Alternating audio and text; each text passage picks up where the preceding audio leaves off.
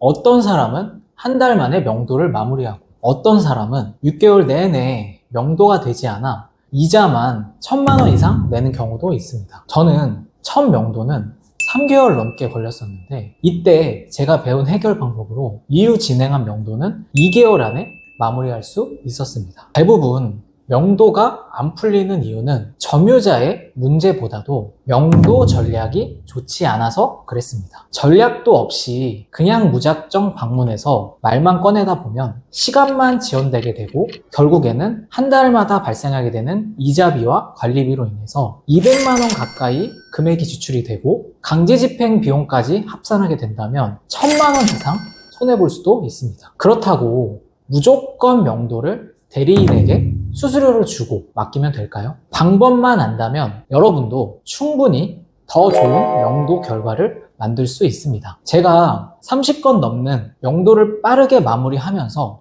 알게 된 핵심 전략들이 있습니다. 명도에 대한 두려움이 있으셨거나 낙찰받고 어떻게 해야 될지 모르는 분들께 구체적인 해결책을 드릴 예정입니다. 영상 보시기 전에 좋아요, 구독 부탁드리겠습니다.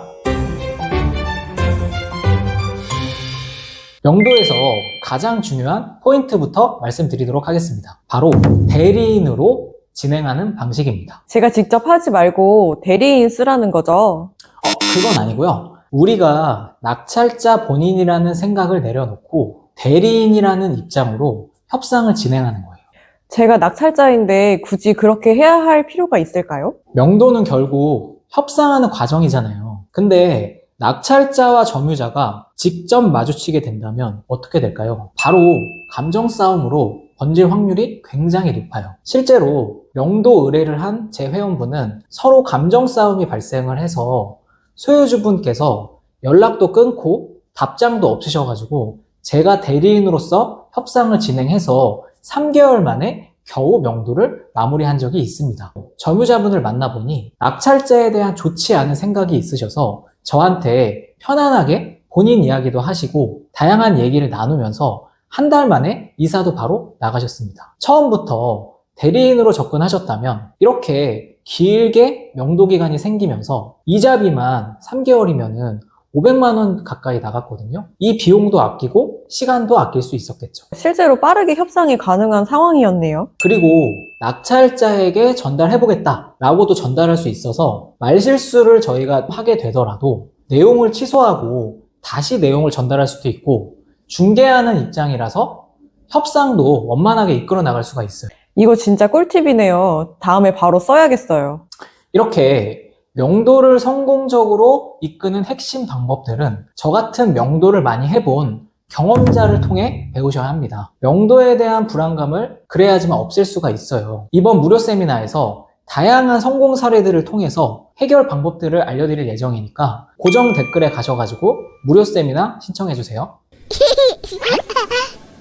명도에서 또 신경 써야 할 게 있을까요? 명도에서는 전화보다는 무조건 문자로 소통하는 게 훨씬 유리합니다. 전화로 하면은 음성이 섞이기 때문에 감정이 들어갈 수 있거든요. 오히려 상황이 더 꼬일 수가 있어요. 처음에는 저도 명도를 진행할 때 대리인으로 협상을 하면서 전화로 명도를 진행을 했었었는데 과도하게 명도비 요구가 들어와서 기분이 상해서 감정적인 발언을 하게 됐거든요. 실제로 그 후로도 명도 대상자가 제 전화도 거부하고 그러다가 결국은 다른 분께 명도를 부탁드려가지고 가까스로 마무리한 적이 있어요. 그래서 2개월 정도 명도가 지연이 됐었어요. 그 후로는 문자를 통해 다시 한번 점검을 하고 보내게 될 수 있어서 명도가 꼬이게 된 적은 한 번도 없었어요. 저희 회원분들도 이런 방법을 알려드리면서 감정 소모 없이 수월하게 명도를 마무리할 수 있었습니다. 문자는 저희가 생각하면서 이성적으로 명도 협상을 차분하게 진행할 수 있어요. 만약에 명도가 쉽게 진행되지 않으면 어떻게 해야 되나요? 문자로 법적 절차를 안내한다면 생각보다 쉽게 해결되는 경우가 많습니다. 예를 들어서 인도명령이나 강제집행, 진행 내용을 하나하나씩 전달하는 거죠. 인도 명령이요? 네, 점유자에게 법적으로 비워라 라고 요구하는 게 인도 명령이라고 생각을 하시면 돼요. 만약에 이걸 무시한다면 그 후에는 강제 집행으로 넘어가요. 물론 따로 판결문이 우편으로 점유자에게 송달되기도 하지만 그때까지 최소 2주 정도는 시간이 지나기 때문에 저희는 사전에 결과문이 나오기 전에 인도명령 신청한 내용을 사진으로 찍고 문자로 진행 내용을 미리 안내해 주면은 생각보다 더 빠르게 협상이 가능할 수도 있어요. 처음에는 협상이나 연락이 잘 안 되는 분들도 문자로 인도명령 신청 후에 진행 내용들을 하나하나 문자로 보내자마자 먼저 연락이 오는 경우가 굉장히 많았어요. 그래서 쉽게 명도가 마무리될 수 있었습니다. 이런 내용을 문자로 보내면 심리적 압박이 크겠네요. 그게 딱 핵심이에요.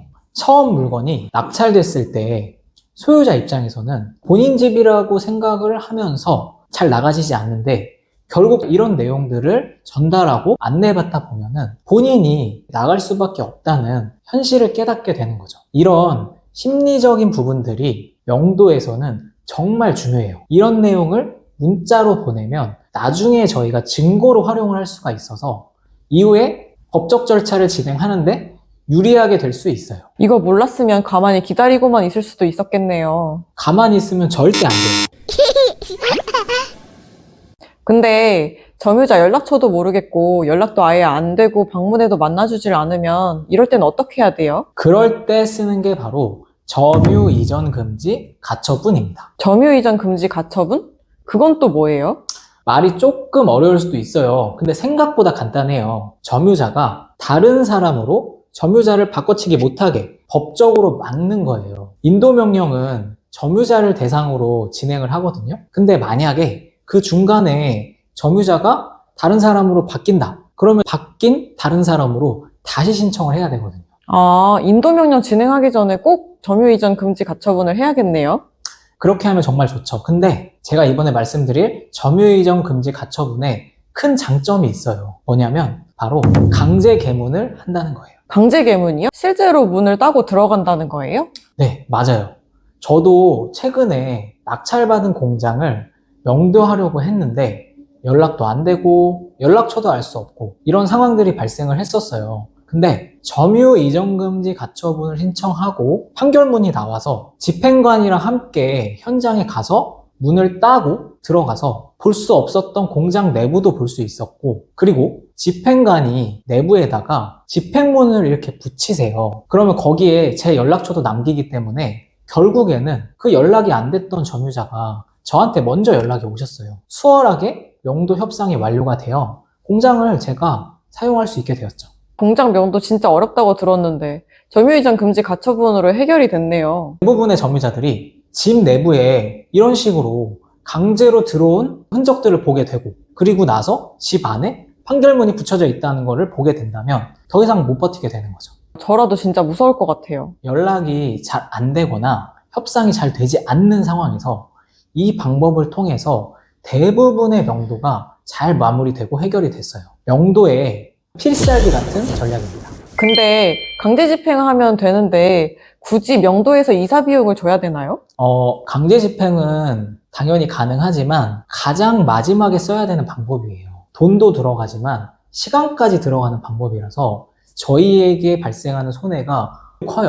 아파트, 빌라 같은 경우에 적게는 200만 원에서 500만 원까지. 이번에 제가 받은 공장은 2천만 원 넘게 강제 집행비가 나올 수가 있어요. 그리고 강제 집행을 아무리 빨리 진행하고 싶어도 이게 진행되는 데까지 최소 3개월에서 4개월은 그냥 지나가 버려요. 그러면 3개월에서 4개월에 대한 이자 비용까지 나가면 거의 1,000만 원 가까이 나갈 수가 있거든요. 저 같은 경우에도 항상 명도비를 생각하고 입찰가를 쓰고 있기 때문에 명도비 없이 협상이 불가능하다고 빠르게 판단이 된다면 명도비 협상을 빠르게 진행을 하고 이사를 최대한 빠르게 나가게 하는 방향으로 명도를 진행합니다. 추가적으로 이사 전에 물건을 매도하게 되는 상황이라면 매도 문의가 올 경우에 집 내부를 보게 되는 부분까지 협상을 진행을 해서 이사 나가기 전에 집을 매도해서 빠르게 수익을 냈던 경우도 많아요.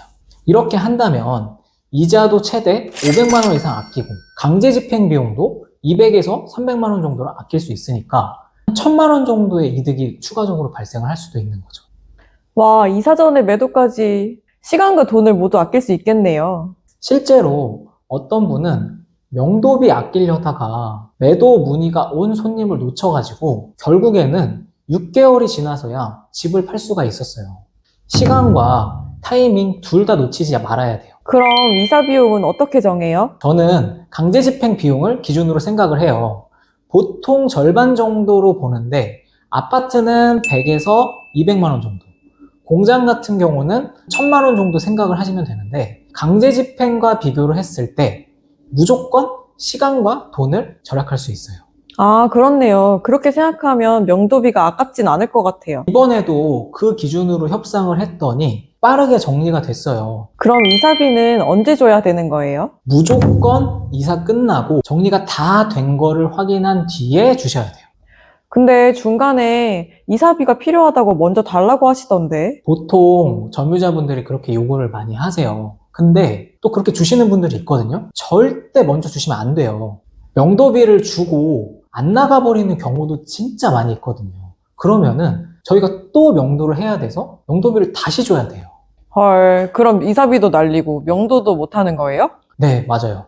그래서 저는 항상 현장 가가지고 짐이 빠져 있는지 확인도 하고 내부에 있는 시설물이 문제가 있는지 파손된 건 없는지 이런 것도 확인을 하고 마지막으로 집 비밀번호까지 안내를 받고 비밀번호까지 바꾼 다음에 지급을 해드려요. 아, 꼭 그래야겠네요. 절대 먼저 주지 마세요. 명심하세요. 명도는 방법을 알고 전략으로 접근을 하면은 수월하게 해결될 수 있습니다. 대리인의 입장으로 감정 싸움을 피하고 오늘 알려드린 상황에 맞는 절차대로 협상을 진행한다면 어떤 명도도 해결되지 않을 건 없습니다. 명도 때문에 경매를 시작하기 두렵고 낙찰받았는데 불안한 분들에게 도움이 될 영상이라고 생각을 합니다. 고정 댓글에 이 외에 명도 관련해서 다양한 성공 사례와 실패 사례들을 안내해드릴 무료 세미나를 진행할 예정이니까 꼭 참석하셔가지고 두려움을 기회로 만들어 보시길 바랍니다.